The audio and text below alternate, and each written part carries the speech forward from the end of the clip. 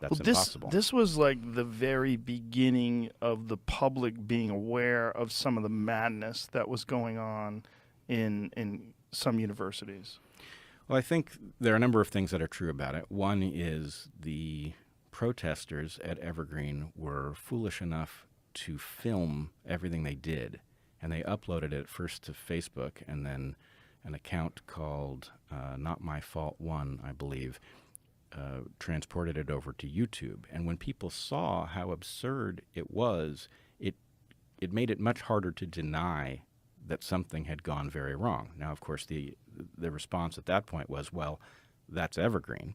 And I, at this point now, famously said, no, Evergreen is maybe more dramatic in this way. It's earlier, but this is going to spill out into everything. It's already riddled throughout the other universities, and now that's just undeniable. Yeah, I remember the early days when this was happening, when I would do podcasts about it. And I think this is back when I was still reading comments. And one of the comments was, why would you care about what's happening in these universities? Like, this has literally no bearing on you. And my thought was, I don't think that's true, because the people from universities are eventually going to go into the workplace. And if this ideology is so radically different than anything I experienced when I was in my early 20s, like there's a shift in the culture that seemed to be a groupthink shift that was forcing people to accept these crazy ideas, and that this is going to have some spillover. And now we know that that's 100% true. Like, Jordan was ringing the alarm for this a long time ago, and I'm sure you're aware of what's happening to him now. I am aware that something new is happening to him in the last couple of days, but I have not caught up to it. I don't know if he wants me to discuss this publicly, so I'm going to hold off and wait until he does, because I believe he's addressing it publicly.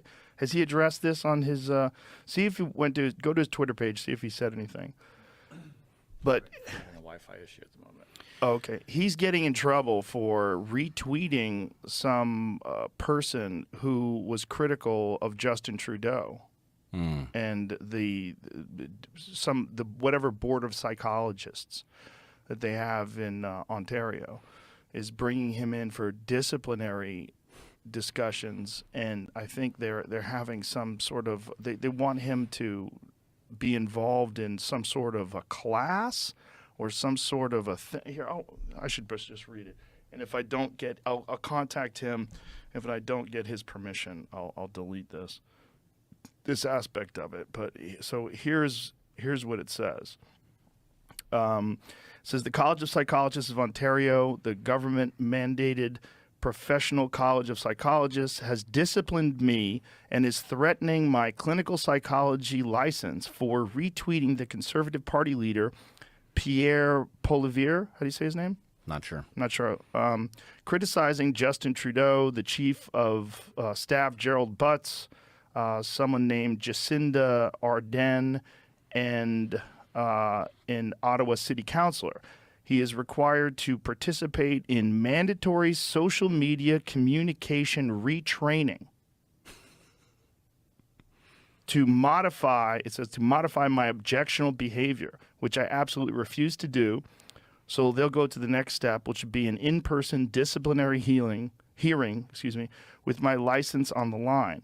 I'm going to make all this public this week. If you're interested, take a look.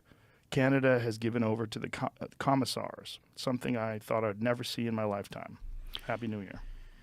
Well, I can't say I'm terribly surprised. Ultimately, anybody who remains inside an institution is going to be up against disciplinary hearings if they insist on seeing reality and discussing it. But the term retraining, I'll read it again because it sounds so bonkers that someone would think that this is a good idea. That this term is so crazy that he is going to have to participate in mandatory social media communication retraining. Social media communication retraining. Like, you have to do it the way I do it. You have to do it the way other people that we have decided the way you communicate is not proper. We don't agree. You're retweeting people who are critical or criticizing the government, and we don't agree with that. So we're going to retrain you how to communicate on social media, and this is mandatory. You have to do it, and then you're going to have to adhere, right? Because if you do it, if you go through the retraining and then you don't adhere, well, then it doesn't count. Like, you have to be a different person. Yeah, I mean, I am simultaneously shocked. Myself from 10 years ago is absolutely shocked. Yeah. Myself that has lived up to this point through the last 5 years is not shocked. At all. No. The disciplinary hearings are part of the structure that keeps the last holdouts from doing their thing. And in this case, you and I both know that Jordan is not going to bow to this.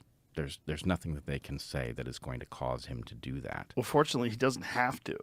This Right. is the most important part about it, is that Jordan has achieved escape velocity, and he doesn't need them anymore. And so this is an empty threat. So this removing his license, you're not going to take away his education, his degrees. If you say you're removing his license, well, I don't think he's seeing clients anymore. He's not really acting as a clinical psychologist anymore, is he?